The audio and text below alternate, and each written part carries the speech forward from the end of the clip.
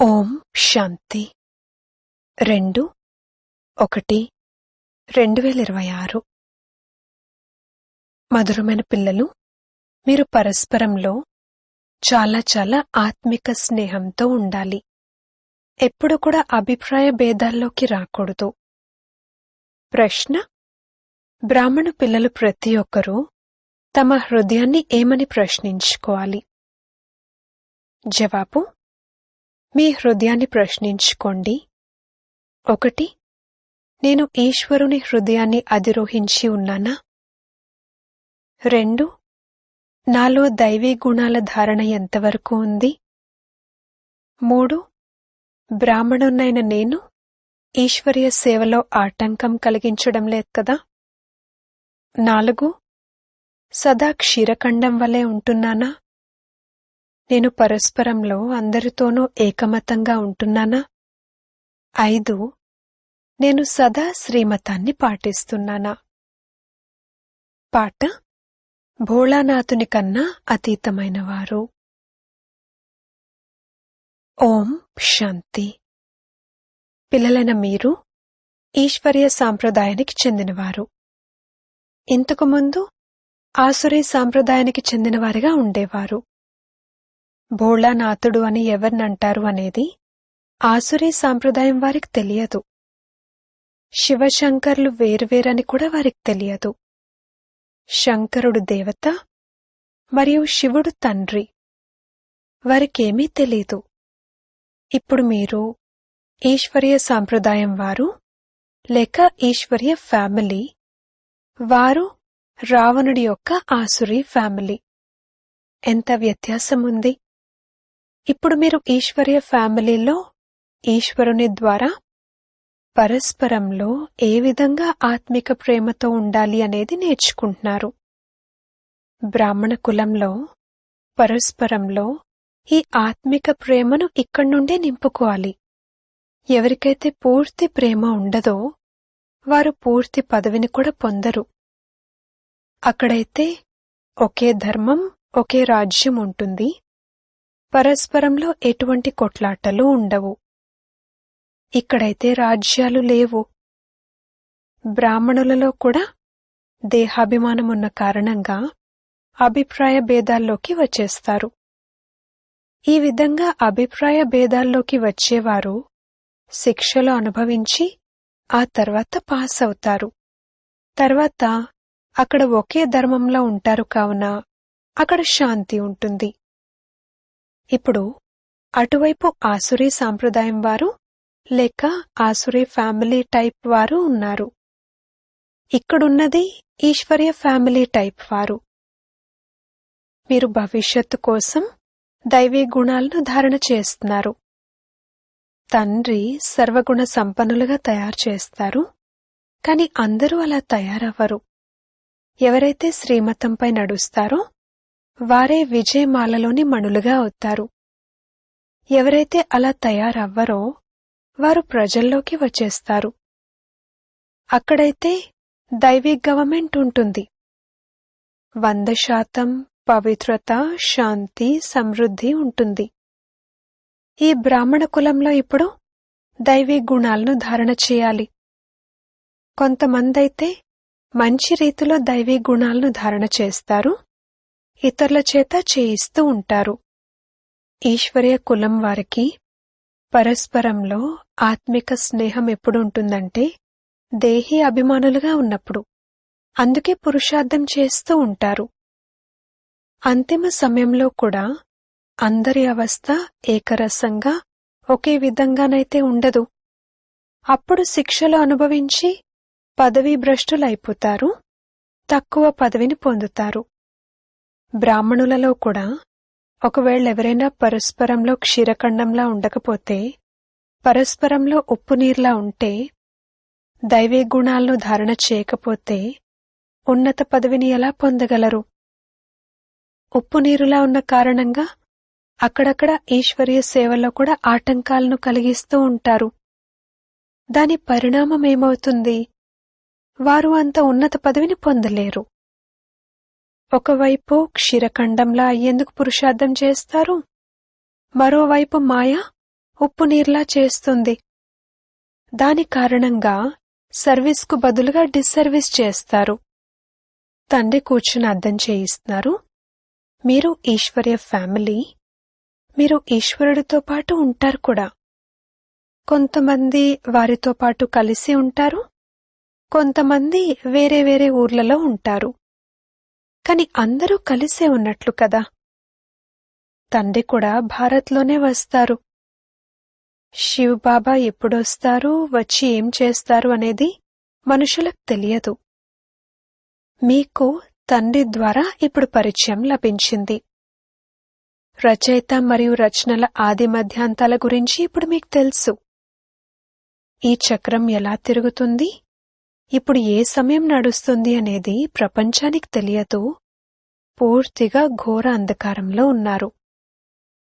పిల్లలైన మీకు రచయితైన తండ్రి వచ్చి మొత్తం సమాచారం అంతా వినిపించారు. దాంతోపాటు ఓ శాలిగ్రామాల్లారా, నన్ను స్మృతి చేయండి అని అర్థం చేయిస్తారు. ఈ విధంగా శివ్ బాబా తన పిల్లలకు చెప్తారు. మీరు పావనంగా అవ్వాలనుకుంటున్నారు కదా. నన్ను పిలుస్తూ వచ్చారు. ఇప్పుడు నేను వచ్చాను. భారత్ను మళ్లీ శివాలయంగా తయారు చేసేందుకే శివబాబా వస్తారు. రావణుడు వేశ్యాలయంగా తయారు చేశాడు. మేము పతితంగా వికారిగా ఉన్నామని స్వయమే పాడతారు. భారత్ సత్యుగంలో సంపూర్ణ నిర్వికారిగా ఉండేది. నిర్వికారి దేవతలను వికారి మనుషులు పూజిస్తారు. ఆ తర్వాత నిర్వికారులే మళ్లీ వికారులుగా అవుతారు. ఇది ఎవ్వరికీ తెలియదు. పూజ్యులుగా ఉన్నప్పుడు నిర్వికారులుగా ఉండేవారు. ఆ తర్వాత పూజారులుగా వికారులుగా అయ్యారు. అందుకే ఓ పతిత పావన రండి, వచ్చి నిర్వికారులుగా తయారు చేయండి అని పిలుస్తారు. తండ్రి అంటారు, ఈ అంతిమ జన్మ మీరు పవిత్రంగా అవ్వండి, నన్నొక్కరినే స్మృతి చేయండి. అప్పుడు మీ పాపాలు కట్టయిపోతాయి మరియు మీరు తమో ప్రధానం నుండి సతో ప్రధాన దేవతలుగా అయిపోతారు. ఆ తర్వాత చంద్రవంశీ క్షత్రియ ఫ్యామిలీ టైప్లోకి వస్తారు. ఈ సమయంలో మీరు ఈశ్వర్య ఫ్యామిలీ టైప్ వారిగా ఉన్నారు. ఆ తర్వాత దైవీ ఫ్యామిలీలో 21 జన్మలుంటారు. ఈ ఈశ్వర్య ఫ్యామిలీలో మీరు అంతిమ జన్మను గడుపుతారు. ఇందులో మీరు పురుషార్థం చేసి సర్వగుణ సంపన్నులుగా అవ్వాలి. మీరు పూజ్యులుగా ఉండేవారు, తప్పకుండా రాజ్యం చేసేవారు. ఆ తర్వాత పూజారులుగా అయ్యారు. ఇది అర్థం చేయించాల్సి ఉంటుంది కదా. భగవంతుడు తండ్రి, మనం వారి పిల్లలము, అంటే ఫ్యామిలీ అయినట్లు కదా. నీవే తల్లివి, తండ్రివి, మేం మీ పిల్లలము అని పాడుతారు కూడా. అంటే ఫ్యామిలీ అయినట్లే కదా. ఇప్పుడు తండ్రి నుండి అపారమైన సుఖం లభిస్తుంది. తండ్రి అంటారు, మీరు నిస్సంకోచంగా నా ఫ్యామిలీయే. కాని డ్రామా ప్లాన్ అనుసారంగా రావణ రాజ్యంలోకి వచ్చిన తర్వాత మళ్లీ మీరు దుఃఖంలోకి వచ్చినప్పుడు నన్ను పిలుస్తారు. ఈ సమయంలో మీరు యాక్యురేట్ ఫ్యామిలీ. మళ్లీ మీకు భవిష్య 21 జన్మల కోసం వారసత్వాన్ని ఇస్తాను. ఈ వారసత్వం మళ్లీ దైవీ ఫ్యామిలీలో 21 జన్మలు నిలిచి ఉంటుంది. దైవీ ఫ్యామిలీ సత్యత్రేతాయుగాల వరకు నడుస్తుంది. ఆ తర్వాత రావణరాజ్యం ఏర్పడడంతో మేము దైవీ ఫ్యామిలీకి చెందినవారమని మర్చిపోతారు. వామ మార్గంలోకి వెళ్లడంతో ఆసురీ ఫ్యామిలీగా అవుతుంది. 63 జన్మలు మెట్లు దిగుతూ వచ్చారు. ఈ జ్ఞానమంతా మీ బుద్ధిలో ఉంది. దీనిని మీరు ఎవరికైనా అర్థం చేయించవచ్చు. వాస్తవానికి మీరు దేవీదేవత ధర్మానికి చెందినవారు. సత్యుగానికి ముందు కలియుగం ఉండేది. సంగంయుగంలో మిమ్మల్ని మనుషుల నుండి దేవతలుగా తయారు చేయడం జరుగుతుంది. మధ్యలో ఉన్నది ఈ సంగంయుగం. మిమ్మల్ని బ్రాహ్మణ ధర్మం నుండి మళ్లీ దైవీ ధర్మంలోకి తీసుకొస్తారు. లక్ష్మీనారాయణులు ఈ రాజ్యాన్ని ఎలా తీసుకున్నారు అనేది అర్థం చేయించడం జరుగుతుంది. వారికన్నా ముందు ఆసురీ రాజ్యం ఉండేది. మరి దైవీ రాజ్యం ఎప్పుడు మరియు ఎలా ఏర్పడింది? తండ్రి అంటారు, కల్పకల్పము సంగమయుగంలో వచ్చి మిమ్మల్ని బ్రాహ్మణ, దేవత, క్షత్రియ ధర్మాలలోకి తీసుకొస్తాను. ఇది భగవంతుని ఫ్యామిలీ. అందరూ గాడ్ ఫాదర్ అని అంటారు. కాని తండ్రి గురించి తెలియని కారణంగా అనాథలుగా అయిపోయారు. అందుకే తండ్రి ఘోర అంధకారం నుండి ప్రకాశమయంగా చేయడానికి వచ్చారు. ఇప్పుడు స్వర్గస్థాపన జరుగుతోంది. పిల్లలైన మీరు చదువుకుంటున్నారు, దైవీ గుణాలను ధారణ చేస్తున్నారు. శివజయంతిని జరుపుకుంటారు. శివజయంతి తర్వాత ఏం జరుగుతుంది ఇది కూడా తెలియాలి. తప్పకుండా దైవీ రాజ్యం యొక్క జయంతి జరిగి ఉంటుంది కదా. హెవెన్లీ గాడ్ ఫాదర్ హెవెన్ను స్థాపన చేయడానికి హెవెన్లోకైతే రారు. నేను హెల్ మరియు హెవెన్కు మధ్యన సంగమంలో వస్తానని తండ్రి అంటారు. శివరాత్రి అని అంటారు కదా, అంటే నేను రాత్రి సమయంలో వస్తాను. ఈ విషయం పిల్లలైన మీరు అర్థం చేసుకోగలరు. ఎవరైతే అర్థం చేసుకుంటారో వారు ఇతరులకు కూడా ధారణ చేయిస్తారు. ఎవరైతే మనసా వాచా కర్మణ సేవలో తత్పరులై ఉంటారో వారే హృదయాన్ని అధిరోహిస్తారు. ఎవరు ఎంతగా సేవ చేస్తారో అంతగా వారు హృదయాన్ని అధిరోహిస్తారు. కొంతమంది ఆల్రౌండ్ వర్కర్లుగా ఉంటారు. అన్ని పనులు నేర్చుకోవాలి. వంట వండటం, రోటీ తయారు చేయడం, పాత్రలు శుభ్రం చేయడం, ఇవి కూడా సేవలే కదా. తండ్రి స్మృతి ఫస్ట్. వారి స్మృతి ద్వారానే వికర్మలు వినాశనమవుతాయి. ఇక్కడి వారసత్వం లభించి ఉంది. అక్కడ సర్వగుణ సంపన్నులుగా ఉంటారు. యథా రాజారాణి తథా ప్రజ ఉంటారు. దుఃఖమన్న మాటే ఉండదు. ఈ సమయంలో అందరూ నరకవాసులుగా ఉన్నారు. అందరిది దిగే కళే మళ్ళీ ఇప్పుడు ఎక్కే కళ ఏర్పడుతుంది. తండ్రి అందరినీ దుఃఖం నుండి విడిపించి సుఖంలోకి తీసుకువెళ్తారు. అందుకే తండ్రిని లిబరేటర్, ముక్తిదాత అని అంటారు. ఇక్కడ మీకు నష ఉంటుంది. మేం తండ్రి నుండి వారసత్వాన్ని తీసుకుంటున్నాము, యోగ్యులుగా అవుతున్నాము అని. ఎవరైతే ఇతరులను రాజ్య పదవికి యోగ్యులుగా తయారు చేస్తారో వారినే యోగ్యులు అని అంటారు. చదువుకునేవారైతే చాలామంది వస్తారు అని ఇది కూడా బాబా అర్థం చేయించారు. అలాగని అందరూ 84 జన్మలు తీసుకుంటారని కాదు. ఎవరైతే కొద్దిగా చదువుకుంటారో వారు ఆలస్యంగా వస్తారు. కావున వారి జన్మలు కూడా తక్కువగా ఉంటాయి కదా. కొంతమంది 80 జన్మలు తీసుకుంటారు, కొంతమంది 82 జన్మలు తీసుకుంటారు. ఎవరు త్వరగా వస్తారు, ఎవరు వెనక వస్తారు, ఇదంతా చదువుపై ఆధారపడి ఉంది. సాధారణ ప్రజలు వెనక వస్తారు. వారికి 84 జన్మలు ఉండవు. వారు తర్వాత వస్తూ ఉంటారు. ఎవరైతే పూర్తిగా చివర్లో ఉంటారో వారు త్రేతాయుగ అంతిమంలో వచ్చి జన్మ తీసుకుంటారు. ఇక తర్వాత వామ మార్గంలోకి వెళ్తారు. దిగడం ప్రారంభమవుతుంది. భారతవాసులు 84 జన్మలను ఎలా తీసుకున్నారు అనేది ఈ మెట్ల వరుస చిత్రం చూపిస్తుంది. ఈ సృష్టి చక్రం డ్రామా రూపంలో ఉంది.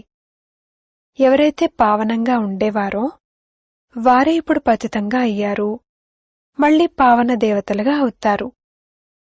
తండ్రి ఎప్పుడైతే వస్తారో అప్పుడు అందరి కళ్యాణం జరుగుతుంది. అందుకే దీనిని శుభప్రదమైన యుగమని అంటారు. గొప్పదనమంతా అందరి కళ్యాణం చేసే తండ్రిదే. సత్యుగంలో అందరి కళ్యాణం ఉండేది, ఏ దుఃఖమూ ఉండేది కాదు. మేము ఈశ్వర్య ఫ్యామిలీ టైప్ వారము అనైతే అర్థం చేయించవలసి ఉంటుంది. ఈశ్వరుడు అందరికీ తండ్రి. నీవే తల్లివి తండ్రివి అని ఇక్కడే పాడతారు.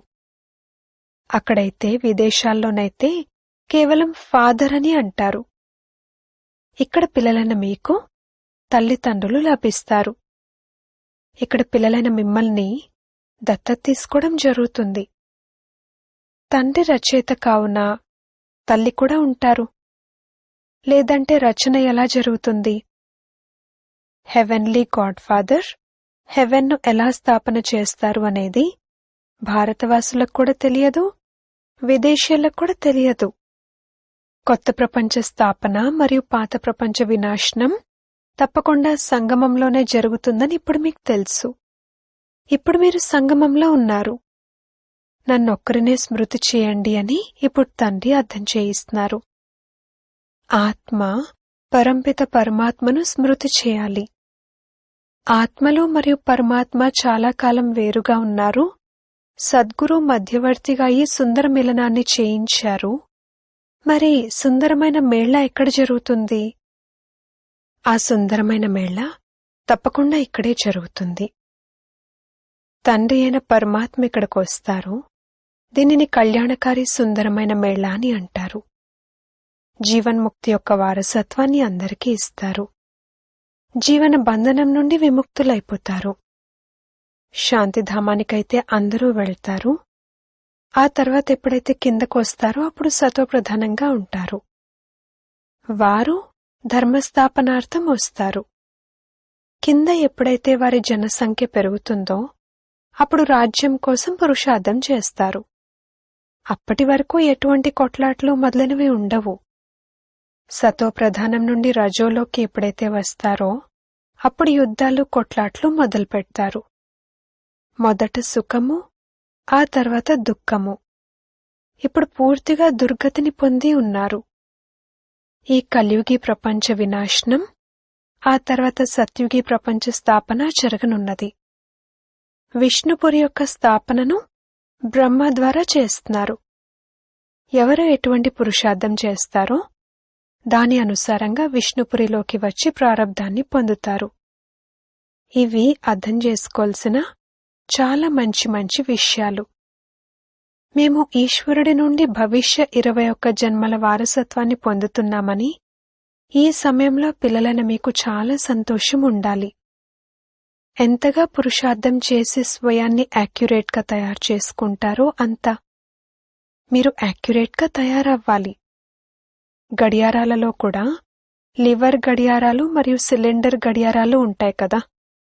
లివర్ గడియారం చాలా యాక్యురేట్గా ఉంటుంది. పిల్లల్లో కొందరు యాక్యురేట్గా తయారవుతారు, కొందరు అన్యాక్యురేట్గా తయారైతే అటువంటి వారు తక్కువ పదవిని పొందుతారు. పురుషార్థం చేసి యాక్యురేట్గా తయారవ్వాలి. ఇప్పుడు అందరూ యాక్యురేట్గా నడుచుకోవడం లేదు. పురుషార్థం చేయించేవారైతే ఒక్క తండ్రి మాత్రమే. భాగ్యం తయారు చేసుకునే పురుషార్థంలో లోపం ఉంది, అందుకే తక్కువ పదవిని పొందుతారు. శ్రీమతంపై నడుచుకోని కారణంగా, ఆసురీ గుణాలను వదలని కారణంగా, యోగంలో ఉండని కారణంగా ఇవన్నీ జరుగుతాయి. యోగంలో లేకపోతే పండితుని వల్లే ఉన్నట్లే. యోగం తక్కువగా ఉంది, అందుకే శివబాబాపై ప్రేమ ఉండదు. ధారణ కూడా తక్కువగా జరుగుతుంది, ఆ సంతోషం ఉండదు. ముఖమే శవం వల్లే ఉంటుంది. మీ ముఖ కవళికలైతే దేవతల వలె సదా హర్షితంగా ఉండాలి. తండ్రి మీకు ఎంత వారసత్వాన్నిస్తారు? ఎవరైనా పేదవాని బిడ్డ షావుకారు వద్దకు వెళ్తే అతనికి ఎంత సంతోషం కలుగుతుంది. మీరు చాలా పేదవారిగా ఉండేవారు. ఇప్పుడు తండ్రి దత్తత తీసుకున్నారు కావున సంతోషం ఉండాలి. మనం ఈశ్వర్య సాంప్రదాయానికి చెందినవారిగా అయ్యాము. కాని భాగ్యంలో లేకపోతే ఏం చేయగలరు? పదవీభ్రష్టులైపోతారు. పట్టపురాణులుగా అవ్వరు. తండ్రి వచ్చేదే పట్టపురాణులుగా తయారు చేసేందుకు. బ్రహ్మ, విష్ణు, శంకర్లు ముగ్గురు శివుని పిల్లలైన మీరు ఎవరికైనా అర్థం చేయించొచ్చు. భారత్ను మళ్లీ బ్రహ్మ ద్వారా స్వర్గంగా తయారు చేస్తారు. శంకరుని ద్వారా పాత ప్రపంచ వినాశనం జరుగుతుంది. ఇకపోతే భారత్లోనే కొంతమంది మిగులుతారు. ప్రళయమైతే జరగదు, కాని చాలామంది అంతమైపోతారు. కావున ప్రళయం జరిగినట్లుగా అవుతుంది. రాత్రికి పగలకు ఉన్నంత తేడా ఏర్పడుతుంది. వారంతా ముక్తిధామానికి వెళ్ళిపోతారు. ఇది పతితపావనుడైన తండ్రి పనే. తండ్రి అంటారు, దేహీ అభిమానులుగా అవ్వండి, లేకపోతే పాత సంబంధీకులు గుర్తుకొస్తూ ఉంటారు. మీరు విడిచిపెట్టారు కూడా, అయినా కూడా బుద్ధి వెళ్తూ ఉంటుంది. నష్టోమోహులుగా లేరు. దీనిని వ్యభిచారీ స్మృతి అని అంటారు. అటువంటి వారు సద్గతిని పొందలేరు, ఎందుకంటే వారు దుర్గతిలో ఉన్నవారిని స్మృతి చేస్తూ ఉంటారు. అచ్చా, మధురాతి మధురమైన సిక్కిల్లదే పిల్లలకు మాతాపిత బాప్దాదాల ప్రియ స్మృతులు మరియు గుడ్ మార్నింగ్. ఆత్మిక పిల్లలకు ఆత్మిక తండ్రి నమస్తే. ధారణ కొరకు ముఖ్య సారము. మొదటి పాయింట్, బాప్దాదా హృదయాన్ని అధిరోహించేందుకు మనసా వాచా కర్మణ సేవ చేయాలి. యాక్యురేట్గా మరియు ఆల్రౌండర్గా అవ్వాలి. రెండవ పాయింట్, ఏ విధంగా దేహీ అభిమానులుగా అవ్వాలంటే పాత సంబంధీకులెవ్వరూ గుర్తుకు రాకూడదు. పరస్పరంలో చాలా చాలా ఆత్మిక ప్రేమతో ఉండాలి. ఉప్పు నీరులా అవ్వకూడదు. వరదానము. విశ్వ పరివర్తన యొక్క శ్రేష్ఠ కార్యంలో తమ వేలును అందించే మహాన్ మరియు నిర్మాణ చిత్త భవ. ఏ విధంగా ఏవైనా స్థూలమైన పదార్థాలను తయారు చేసేటప్పుడు అందులో అన్ని వస్తువులను వేస్తారో, సాధారణమైన తీపి లేక ఉప్పు తక్కువైనా కూడా మంచి పదార్థమైనా సరే తినడానికి యోగ్యంగా అవ్వదు. అదే విధంగా విశ్వ పరివర్తన యొక్క ఈ శ్రేష్ఠ కార్యం కోసం ప్రతి ఒక్క రత్నము అవసరము. అందరి వేలు కావాలి. అందరూ తమ తమ రీతిలో చాలా చాలా అవసరము. మీరు శ్రేష్టమైన మహారథులు. అందుకే మీ కార్యంలోని శ్రేష్ఠత యొక్క విలువను తెలుసుకోండి. మీరందరూ మహానాత్మలు. కాని ఎంతగా మహానులుగా ఉన్నారో అంతే నిర్మాణ చిత్తులుగా కూడా అవ్వండి. స్లోగన్. మీ స్వభావాన్ని ఈజీగా సరళంగా చేసుకున్నట్లయితే అన్ని కార్యాలు ఈజీ అయిపోతాయి. అవ్యక్త ప్రేరణలు. ఈ అవ్యక్త మాసంలో బంధనముక్తులుగా ఉంటూ జీవన్ముక్త స్థితిని అనుభవం చేయండి. జీవితంలో ఉంటూ, సమయం నాజూకుగా ఉంటూ, పరిస్థితులు, సమస్యలు, వాయుమండలం డబల్ దూషితంగా ఉంటూ కూడా వాటి ప్రభావం నుండి ముక్తులుగా, జీవితంలో ఉంటూ ఈ భిన్న భిన్న బంధనాలన్నింటి నుండి ముక్తులుగా ఉండాలి. ఒక్క సూక్ష్మమైన బంధనం కూడా ఉండకూడదు. ఈ విధంగా బ్రాహ్మణ పిల్లలు ప్రతి ఒక్కరూ బంధనముక్తులుగా, జీవన్ముక్తులుగా అవ్వాలి. సంగమయుగంలోనే ఈ జీవన్ముక్త స్థితి యొక్క ప్రారబ్ధాన్ని అనుభవం చేయాలి. ఓం శాంతి.